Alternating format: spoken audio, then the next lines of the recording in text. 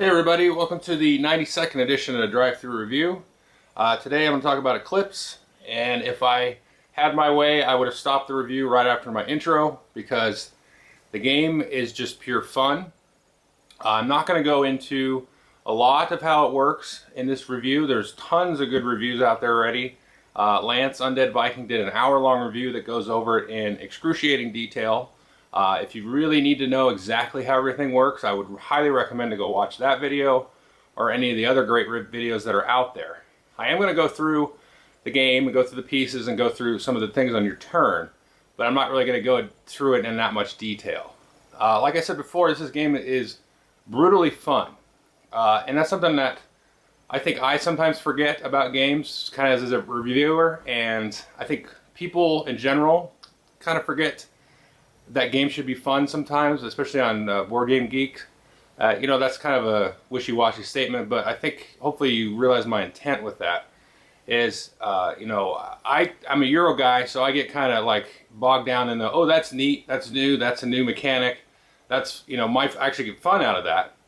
But this game has that element, it has those Euro elements, the mechanics that are very streamlined and smooth, and they're very pleasing to my brain in that way. But this also has this other aspect of it. You know, the thematic aspect of sort of a 4X space empire game, exploring, attacking other players, things like that. And that really gets the fun going. I just played another game of this the other day, and everybody around the table was like, yay, that was awesome. It didn't matter if they won or lost. And so there was a couple of us that had played it before, and then like 3 new people. And it's just, everything about it is very compact and concise, streamlined. Components, the rule book, all the mechanics of the game, all the artwork on the game is very much, it's just great. So I'm going to go through kind of a turn and a walkthrough, but I'm just going to tell you why I think this is awesome and why I think this is awesome. And then also some probable areas where the game may break down a little bit, like strategically and things like that. But in my opinion, those are very, very minor, because the amount of joy that I get out of the game outweighs all of that combined. So let me go through the game pieces, and I'll try to fit it all in the frame, because you need a giant game table to play this. Okay, just a quick overview of what the player is going to be focused on for most of the game is this player board here, and I put on top of it their little starting hex for this red player. Now what you're going to do on your turn is you're going to take an action and take one of these discs, and imagine that these are filled up with discs and these are actually filled up with cubes here. Let's say if I want to take the explore action, I take the disc and put it there. If I want to take it again, I'll take the disc and put it there. Maybe I want to do an upgrade action, I'll take that there, and maybe I want to do a research action there. So you can see that this income track is going to sort of go down. So this is how much you're going to have to pay at the end of the round. And so as you sort of spread yourself thin across the galaxy doing different things, it's going to cost your empire more and more money. This is really awesome. It keeps everything in check. And also, when you colonize different hexes, you can see the starting hex here has a disc in the middle. Then you will put a disc in the new hex, and so you'll be down an extra disc. So having your empire stretched across multiple hexes is going to incur, you know, sort of a penalty at the round. But as you colonize hexes with planets, and you can see there's 3 different planets on the starting hex, in orange, pink, and brown, you're going to put cubes on those planets. And so this is going to actually increase your income in those 3 different types. So you can see this particular alien guy here, he starts with 26 money, which is sort of abnormal, but that's what he starts with. And then you've got your pink sort of science points, and then these browns, we call these like builder points, used for building ships and things like that. So the more brown planets you have, the more cubes you're going to remove, and the better income you're going to have for construction. And then your orange is sort of your universal money. And so that is just, I mean, as a Euro guy, that's very, very streamlined and very cool. Now the other stuff you can see on this board is basically the 4 types of ships that you can build. You got these little fast cruiser guys that are sort of your get in and get out guys, your medium weight sort of heavy hitters, and then these large sort of bulk cruiser guys, dreadnoughts. These are your star bases, and you can have one of these per hex, just basically like a moon base or something. And so you can see all the loadout for all of the different types of ships. So if you upgrade your cruiser here, all the cruisers you may have on the board are going to immediately have those characteristics. It's real easy to see that information. You don't have to go look at tables or nothing like that. It's very graphically presented and easy to digest. Also, you got these technology tracks, and so these got sort of 3 trees here. And so as you buy technologies in each of these trees, it gets cheaper for the later technologies. So you can see this alien here starts with plasma cannon, starts with shields, starts with a fusion drive. So the next technology they buy in this tree in the top, let's say, is going to cost them 1 less. Once they buy that, the next one will cost them 2 less, and so on. So here you've got the game board at the start of the game. I've set it out for 3 players. If there were 4 players, you'd maybe take another starting hex and move everything around like that, get everything evenly spaced. So here's the red player. So the first action you may do is explore. Well, if you explore, you can explore towards the center here, and this is the center of the galaxy where the mother alien ship will live, so to speak. Very tough to kill him.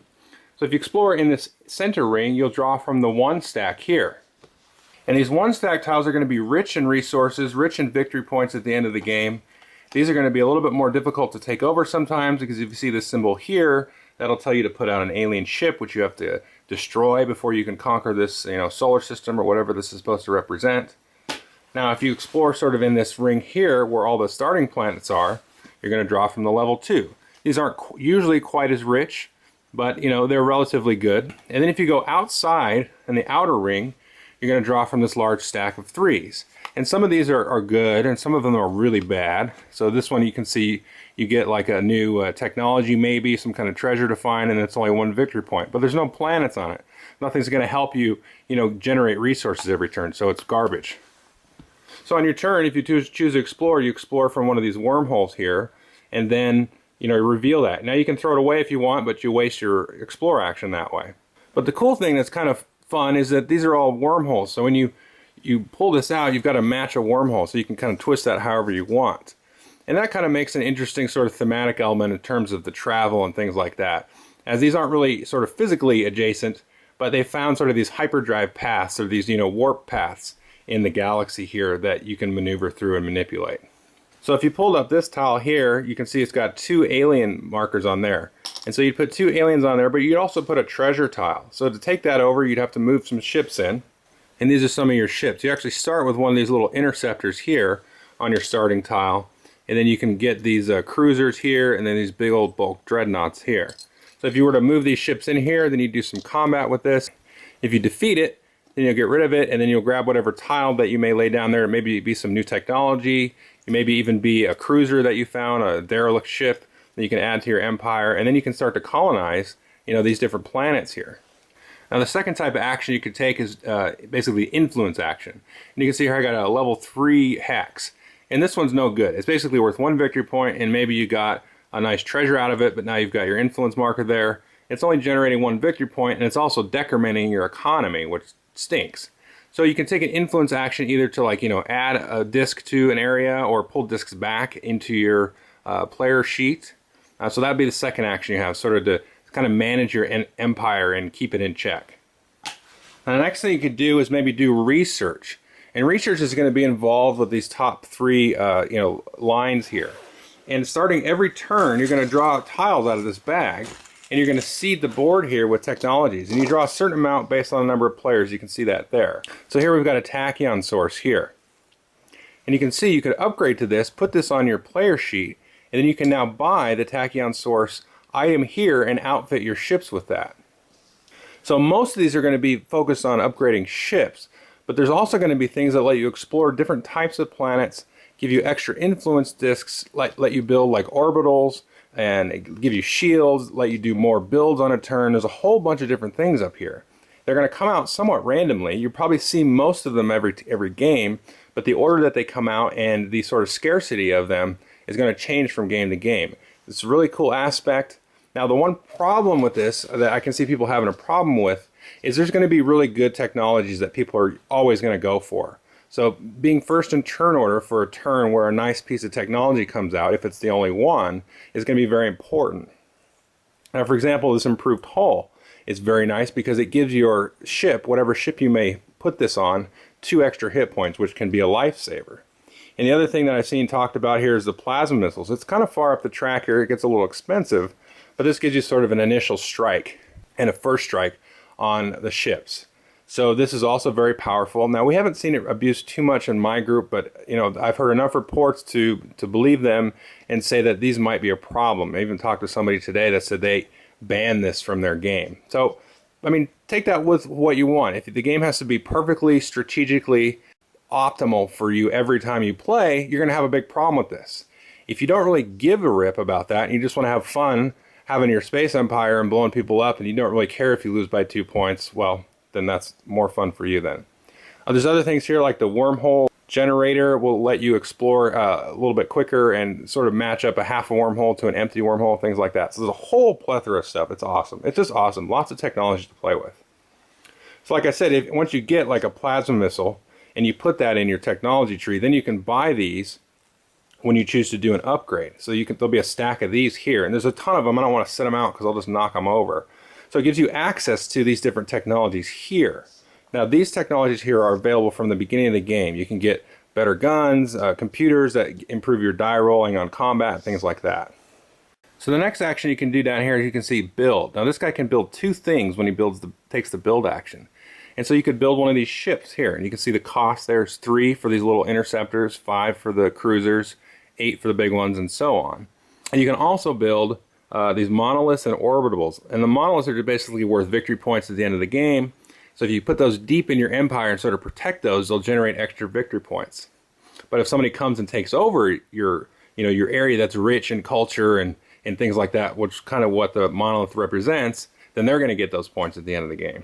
Now these orbitals are sort of like resource generating things. You put the little token on there and you put one of your cubes on there, and it'll generate a resource of one of the 2 different types. The next thing you can do is move. So let's talk about moving in combat really quickly. So if you look at these ships, you can see they can move 1 hex per movement. Now you can get other technologies that allow you to move more than 1 hex. But when you move, and it says you can move, let's say 2 or 3 times on your turn, it's basically either 3 ships, 1 movement, and whatever their maximum movement is. So I could take 3 ships at the start of the game and move them each 1 hex. But if one of them had, 2 movement, then I can move it, 2 hexes. Let's say that one was there. I could go 1, 2, and then he can move that way. So it'd be 3 movements. Or I could take 1 ship and move him 3 times, or any kind of combination of that. So once I move everybody in here, let's say I somehow got all these guys in here, then we would have combat at the end of the turn. Now you can sort of fly through areas if there's not very many ships there. So let's say there were these 2 yellow guys here. I could fly through here with these ships. I'd have to leave at least 2 because it's basically like a pinning rule. So if you've played war games at all, you know that you have to leave at least as many ships as there are there that we're defending. So I can move these 2 here and then punch these guys through to the other side if there was another hex there. So let's say all of them were in there, and then we'd have combat. I'm not going to go into combat in great detail. Just want to talk a little bit about how it's balanced and how it works. Now you're going to roll die based on initiative. So certain ships will have more initiative than others. Whoever has the highest initiative will roll first. And then it's not simultaneously. So the high initiative obviously will maybe wipe out some of the lower initiative ones. And you've got different weapons and different die.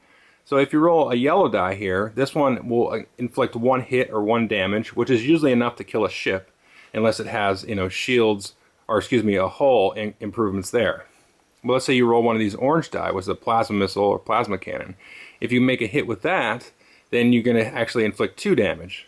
Or you've got these big antimatter cannons, which 1 hit will inflict 4 damage, 9 times out of 10 destroying whatever it hits. So basically you roll your dice, 6 will be an automatic hit, a 1 will be an automatic failure.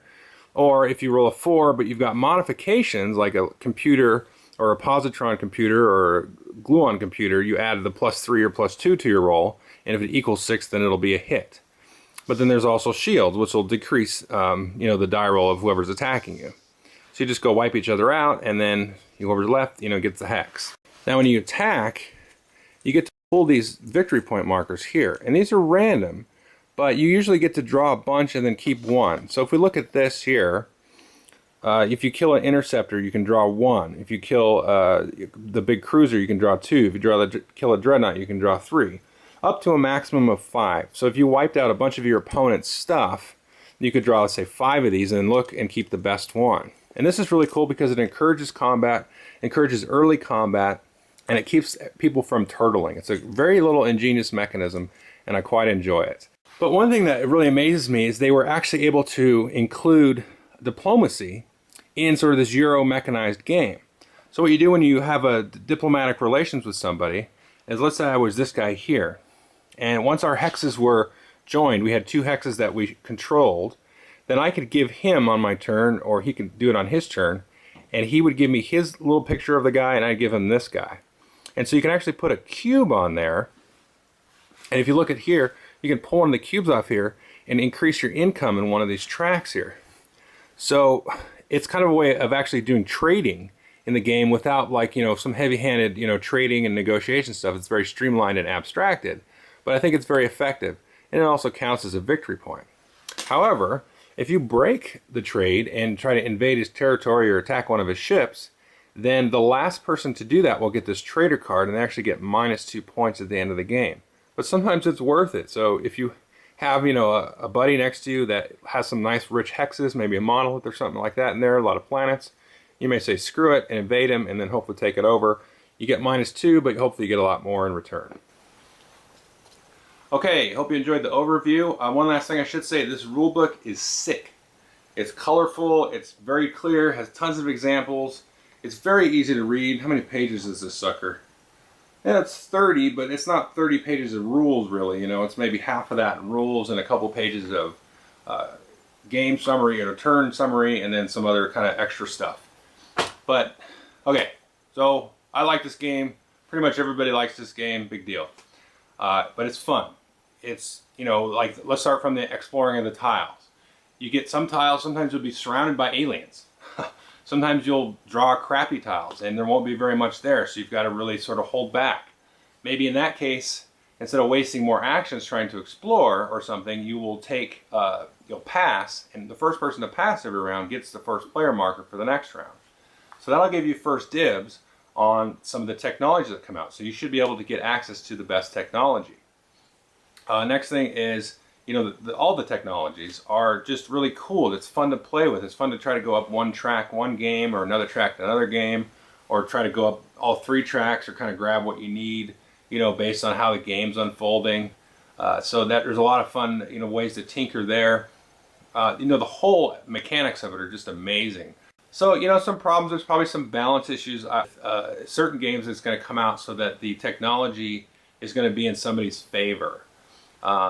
You know, they maybe get access to the plasma missiles and they'll already be all geared up with extra hulls and computers and things like that. So not only are they rolling first on you with the plasma missiles, they've got all these modifiers that they're definitely going to hit you and they're going to jack you up good.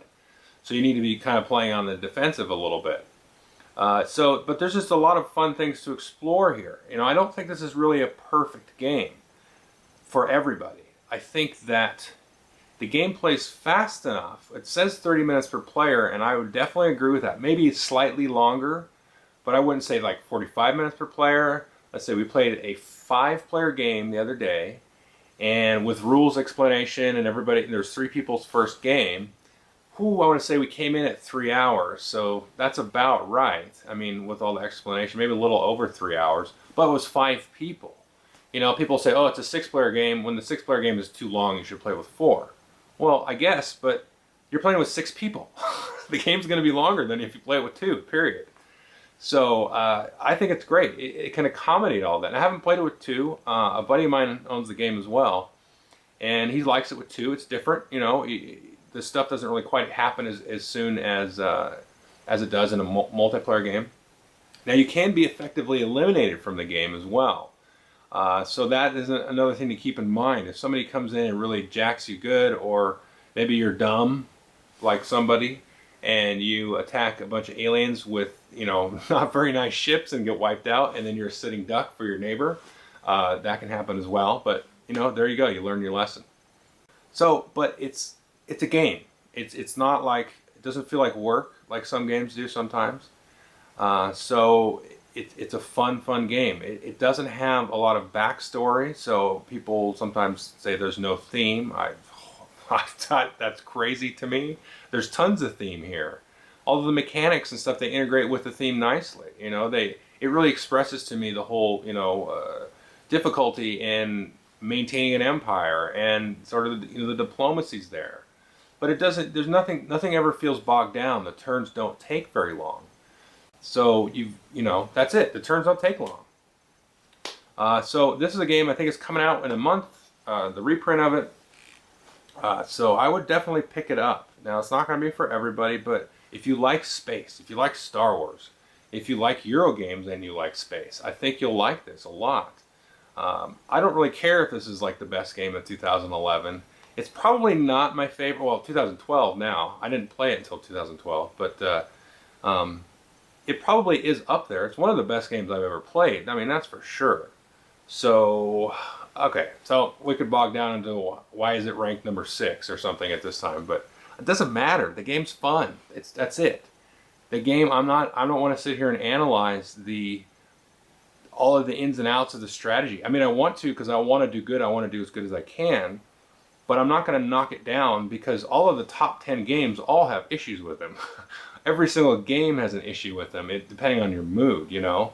This one is not really precise in a lot of areas. You know, there's a lot of room for imprecise sort of, you know, balance shifts that is definitely possible in a game to shake out. But the game remains fun for me, at least, through all of that. And I think those are real nitpicks, but I should point them out because I've been frustrated. I've been playing the game and I've been like, God, this game isn't that good.